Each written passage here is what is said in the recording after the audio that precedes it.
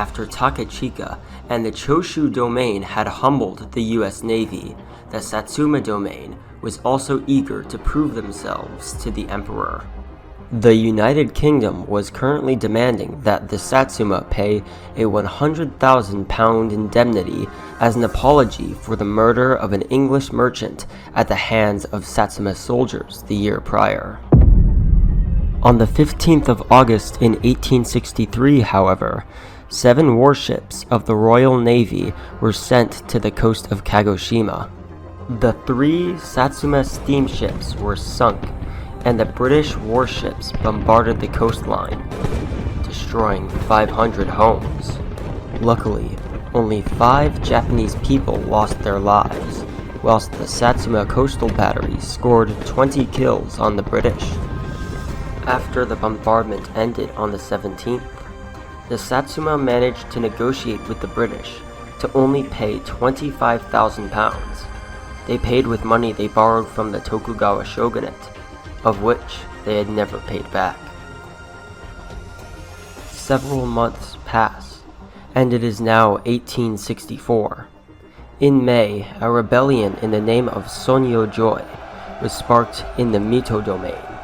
Rebels had an army of approximately 2,000 and began to score initial success in battle against the shogunate's army. Even when a full-scale rebellion was underway in late August, the Shishi from the Choshu domain were about to escalate the instability even further, with 1,400 Choshu soldiers and 1,600 ronin, samurai who have been disowned by their daimyos or commanders, rose up under Sonyo Joy and began marching to Kyoto, aiming to overthrow Iemochi and to place the power in the hands of the Shishi and hopefully the emperor. Iemochi called upon his loyal daimyos to his defense, but also called upon the daimyo of the Satsuma domain, Saiga Takamori. Although Saiga Takamori hated the shogunate, and Satsuma was where the Shishi were partially conceived, he was not yet ready to defy the shogun's orders, and grudgingly rallied to his defense. Tokugawa Yoshinobu, Iemochi's successor, was also present for the defense. It was a hot day in the last month of summer.